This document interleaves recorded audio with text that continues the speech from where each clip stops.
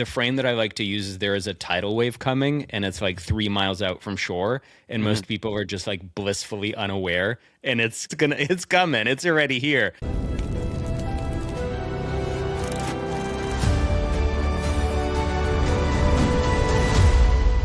So, Vlad, welcome to the show. For the people watching, Vlad and I have been friends for some time. He is a former CMO and head of growth and has 20 years of building and scaling businesses. And he is one of the people that I know who's been playing around with AI the longest. I think since the earliest days that the latest AI revolution began with LLMs and stable diffusion, I was seeing Vlad try to apply them to various business problems.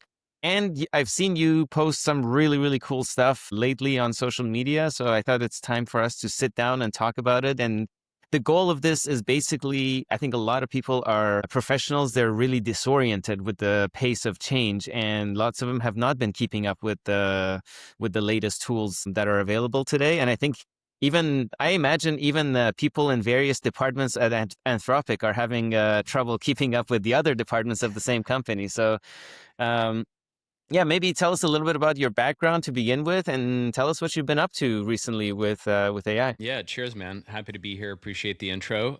So, background, yeah, like 4 times founder. I've built companies across different verticals, B2B, B2C. I've had agencies in the past. And most recently, I've started Horizin AI, which is like an AI growth and enablement company. Since 2022, I mean, it was a little bit earlier, but that's really when the cusp of the whole GPT-3, point 3 to 3.5 to 4 happened. I went really deep on AI. I just became fascinated with it, especially open source AI. And that's kind of like how we've also connected a little bit. You mentioned Stable Diffusion, which was one of the first image models, and it was just like mind blowing what you could do. The image models are so much further ahead these days. But I geeked out, started playing very early on, and saw massive opportunities to leverage AI basically in my life, in my business, especially on the content side. And I have basically brought in AI workflows into everything I've touched. Most recently, I would say the biggest shift for me has been like agentic AI, and it has been absolutely mind blowing. And so, like, the frame that I like to use is there is a tidal wave coming, and it's like 3 miles out from shore, and Mhm. most people are just like blissfully unaware. And it's coming, it's already here. Yeah. There's this wonderful graphic. I don't have it on me right now, but it just kind of shows like it's called the meter analysis chart, and it basically shows like the ability of AI models over the last 5, 6, 7 years to do actual work and to complete it like 50% of the time. And it's kind of like until um, 20 22 been very flat, right? And then there was a spike up when LLMs kind of hit the chat GPT moment, and they could kind of communicate and chat, and that was one inflection point. Another inflection point was when they could reason, right? And all of a sudden, like, they could think through their own chat and their output. And then so the curve kind of went up. And then the last inflection point was agentic use. And that's when they can use tool, right? Vis-a-vis like what we call harnesses, which is kind of like Claude code. Mhm. It's like a set of instructions that you kind of wrap around the LLM, and it's just been a hockey stick trajectory. So about 6 months ago, I started diving super deep into Claude code, into OpenClaw, and it, honest to God, just blew my mind. Like, I'm somebody who's been in AI since 2022, and I realized that even I was barely scratching the surface, and it had pushed so much past what I thought was possible, right? Maybe let's talk about some of the businesses that you've had and how you've taken all these advancements and applied them to those, because I think that's what a lot of people are interested in, how they can get some of this productivity into their work. Yeah, absolutely. So, something that I've been really focused on is starting to build my personal brand. And so, this is things like creating content, getting your thought leadership out there, right? This is important not just for people, but also for teams and companies. And so, in order to help myself get started, because I'm busy, I'm a single dad, I've got a child, I've got a business that I'm growing, I've got consulting clients, I've built out this creative pipeline with Claude Code. And basically, the gist of it is that the main project lives in my Notions, and this kind of tracks a lot of my activity both on the client side and on the content side. And the coolest thing is that it helps give me a well of ideas to draw from every single day so that I'm not staring at a blank kind of board. I think like that's one of the biggest and coolest needle movers for me. It also contains like a wiki and a format library of things that are working that I can refer to at any given point. So these are some notes that I had actually Claude Code draft up that speak to the creative pipeline. So we can go through this individually. But essentially, one of the coolest things is basically this. So the pipeline works more or less like this. There are 74 creators that I follow, and I've got a text file like .md file here, and this shows you basically a breakdown of who they are, what niche they're in, kind of graded by follower count, average conversion rate, average share rate, all of that kind of stuff. So these are across TikTok, LinkedIn, Instagram, which are the main platforms that I'm focusing on currently. And the coolest thing is, obviously, you see all of the data that it aggregates and pulls right now. But it actually comes up with essentially a playbook based on a scoring system of their highest performing feeds. So all of these creators get referenced. It extracts principles from over 300 posts across, 21 of the main creators. I've got an ideas RSS feed that basically crawls digests across the internet and scores them, gives me ideas every single day from like the top websites, news, and newsletters. And as you can see, it scores them based on criteria that is worthwhile for myself, my own personal brand, and my thought leadership. And then if I click in on this, like for instance, drop everything and record or speak to this one, it already gives me a little blurb about what that news article is and gives me 3 hooks essentially for a video idea. And then if I want to go into it, I just, click right here and then it'll open up the actual article and I can read through it. So that alone is like incredibly helpful as a time-saving device, right? And then all of those can actually get turned into ideas in my specific creator zone area. And so here I've got like a Kanban layout, and one of them is reels and posts. And so I can move any of these at any given time. These all live in specific folders. But basically, what we have here are skeletons for my ideas, Right. drafts from the skeletons, and then actually planned posts that I could put into either editing or approved, scheduled, published. And this system will actually search based on polling kind of scripts that are running in the background, check the status of all of these and move them in my respective folders on the computer to keep everything clean.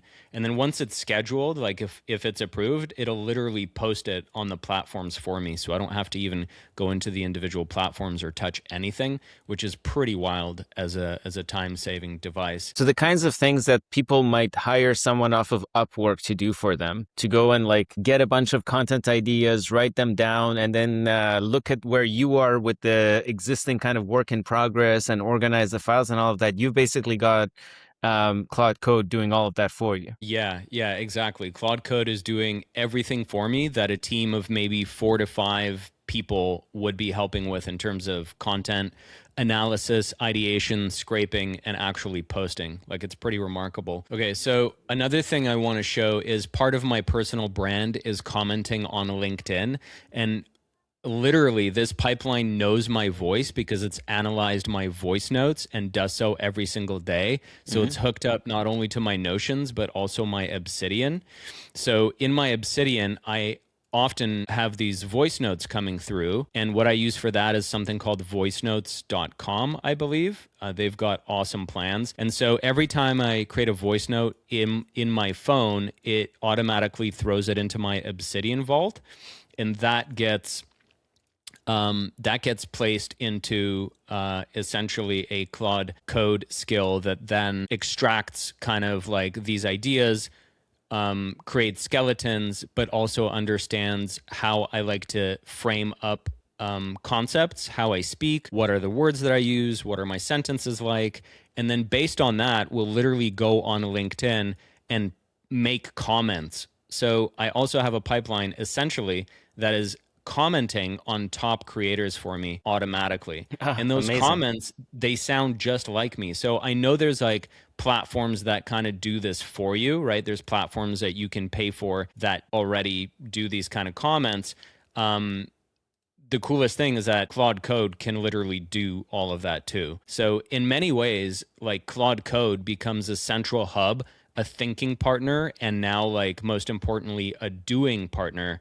And it there's just so many things that it can do. Yeah. So here you go. Here's a, somebody commenting back saying, "Hey, super smart call out." This was literally a Claude Code comment. Amazing. And now, as this runs, like I am actually sitting on my computer doing work, so I still oversee everything. And if I don't like a comment, I can stop this at any point, or I could interject and add my own thinking. So I can speak to it later in terms of what I found works and what doesn't. But let's just go through the rest of the pipeline first. As you can see, my LinkedIn has been, growing. I kind of went from zero, and now I'm getting views, I'm getting connections, I'm getting followers.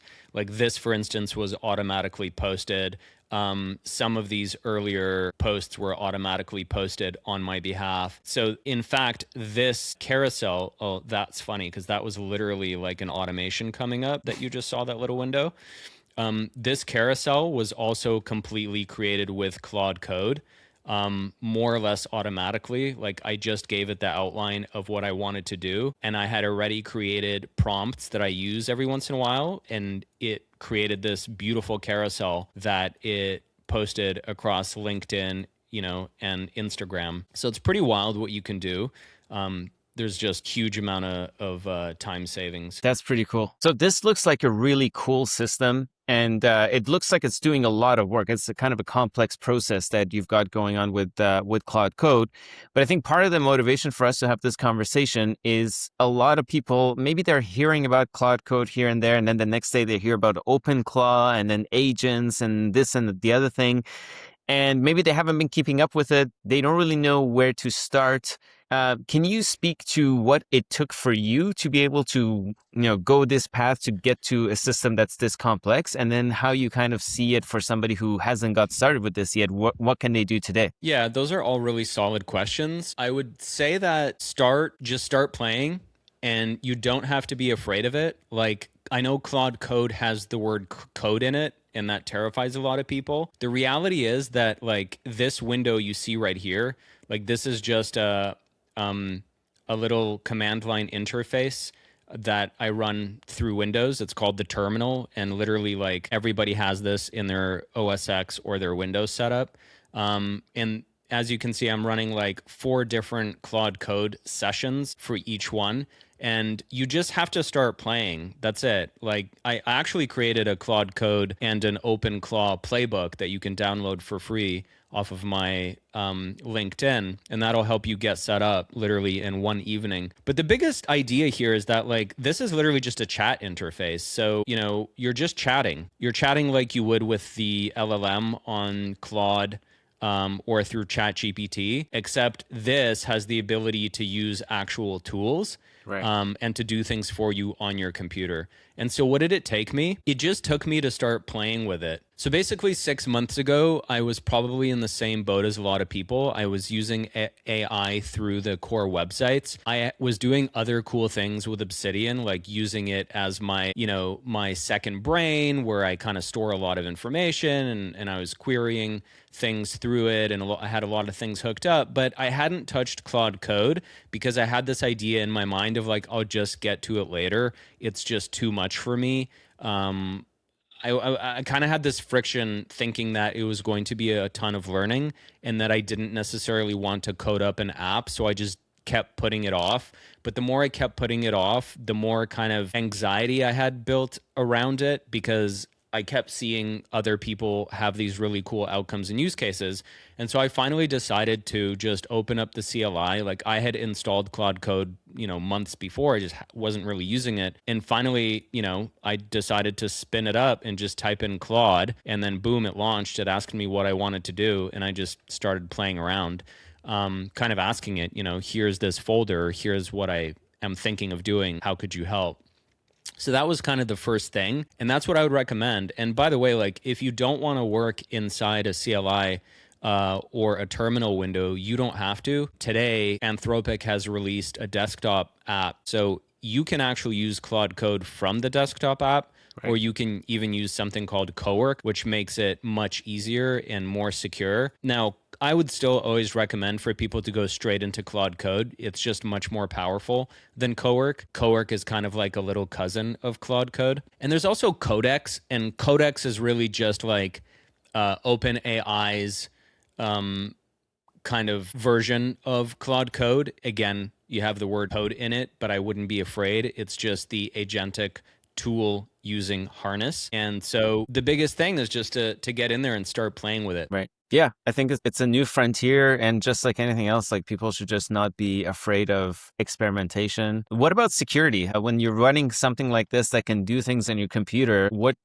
have you had any accidents with it at this point? Because I know there was that safety researcher at Meta that's had thousands of her emails deleted by an agent she was running on her machine. Yeah, so security is a serious concern. And there have been these kind of like newsworthy segments that you hear about of just like, the real edge cases of like Claude Code deleting somebody's entire database. I've done a lot of experimentation with it. And I'm also like, it depends on the personality. I'm somebody who's a little bit less risk averse than the average person. So maybe my use case wouldn't feel comfortable to like everybody else. So I can only speak to what I've noticed and how I'm using it. Today, I'm using Claude Code with something called dangerously skip permissions, which essentially gives Claude Code access to like use any tool at its disposal so long as I ask it to do X thing. With that said, the harnesses like Codex, Claude Code, Cowork, they have, and in fact, OpenClaw as well, they have done a lot of work on the back end to make sure that they mitigate these extreme problems happening. Right. And so when you first open up Claude Code, it literally asks you for permission on every little thing that it does.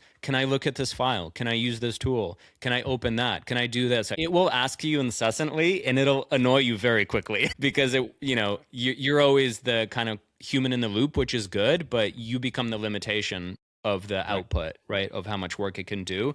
And so very quickly, I of course recommend like starting with that first because it'll help you understand what it's doing behind the scenes and what you're confident and comfortable with allowing it to do. But over time, you can give it more permissions. So with Claude Cowork, it'll only live inside that one folder and it won't be able to access any other files on your computer. With Claude Code, you can give it permissions to access other files in other folders if you need to. And kind Right. of OpenClaw works in a similar way today, where you can actually make it very hunkered down and only doing the things that it has explicit permissions to do. So I didn't get here from 0 to 100 in day one. I took baby steps working on specific projects, going kind of like vertically in terms of the permissions that I give it within that specific project, and then creating other projects horizontally, and then also giving it permissions vertically. So Right. I'm at a point now, 6 months down the line, where I understand how these tools work, what not to do and what to do. And so I am fully comfortable with this workflow. I have not had any sort of issues or deletion issues, knock on wood, never say never. But I will give one hint of like a little thing to do in the back end that I think has helped me really well. And that is every single harness has an agents.md or like a soul.md. And that is the main file that gives the agent the instructions. And it reads that file every single time, right? So it's like a Claude MD, agents.md. It'll read that file, and that file will have like a little bit about you, the project, what the agent is going to be doing within that project. So in there, in my Claude code agents.md or claude.md, I've got very explicit instructions to literally never, ever, ever, ever, ever, ever delete anything without explicit triple permissions. So Right. anytime Claude Code, even if I ask it to get rid of something, it actually always stops itself. It's like, wait a minute. No, but you said you have to tell me 3 times. I'm not allowed to delete anything. So that has been an amazing stopgap for me. And I haven't run into a situation where, it's like, oh, wait a minute. We don't need that file. Delete. So yeah, that's what I Okay. would recommend. So maybe to wrap up, do you want to tell us a little bit about what Horizon AI is and what kind of people are you working with and what are you helping them with? Yeah, Horizon AI is an AI enablement consultancy that I spun up, and we work with founders and teams in a number of ways. The most important is we do kind of like an AI assessments and audits where we determine what are the biggest opportunities to improve and automate their marketing, their go to market, their operations with AI. So we find, like, I would call them open loops and figure out the lowest hanging fruit to close them. Another thing we do is team upskilling. So we'll come in, we'll teach the team all of the first principles, all of the tools, and we get them ready for the essentially AI agentic revolution. And then another thing we do is actually do automation build outs inside of companies where we can help them build out automatic content pipelines if that's something that they need, or GTM pipelines with, enrichment, outreach, and all things like that. So if you go to horizon.ai, there's a really cool calculator here. And all you have to do is kind of input your team size, the average blended rate of their salary, what kind of business you have, and then it'll show you the number of hidden roles. And what this is basically like operational friction. This is based on 31 industry like top benchmarks. And we have a white paper that you can download here as well. In a nutshell, most companies above 5 employees actually get into between 15 to 45% of their total time lost on just like open loop operational drag. And this is precisely what AI is really good at doing, is taking all of that off of your plate so you get that time back. So that's the main focus of Horizon AI. We work across different verticals from B2B to B2C. Honestly, if you've got a company in knowledge work, for instance, an agency, service-based company, you can probably save between 20 and 45% of your time. So I like to think about it this way. Agentic AI helps you do more with less, meaning you can scale your operations without hiring extra heads, or more with more. You can really light the gasoline on fire and scale much faster by giving every single person like X output. Right. Yeah. Yeah. Amazing. I think I just saw a news report that said companies are actually increasing the number of available software development jobs are actually increasing, which is kind of counterintuitive with everything going on in AI because people were expecting that people would be cutting down their workforces. But apparently the productivity gains that your average software engineer has makes it worthwhile to have even more of them because they're just that much better. Yeah, exactly. The way that I like to think about AI, and I think this is like a really big misnomer, is that it's not an easy button. It does not, at least today, replace the human in the loop. Like, I think the human is very important. What it does do is it gives the human wings. Yeah. So what happens in your organization, if your organization has, like, if your org is a disaster in terms of like management, SOPs, like you really don't have the best hires, AI isn't going to help you. It's just going to exacerbate like those inputs and turn them into more bad quality outputs. But if you have really good SOPs, if you run a tight ship, and if you've hired good people that do good work, AI will help give them wings. It'll give every single person almost a mini team of, counsel or chief of staff that can help them fulfill on better work. So for sure, I can totally see why engineers are still needed and are still being hired. Amazing. This was really fun and informative. I would love to have another conversation maybe in 6 months where the entire landscape is completely different and we can talk about all the advancements that have happened then. And we'll make sure to link to your LinkedIn and the resources that you talked about in the description, and people can go follow Vlad on all the socials. And until then, thanks so much for taking the time to chat. Awesome. Happy to be here. Thanks so much.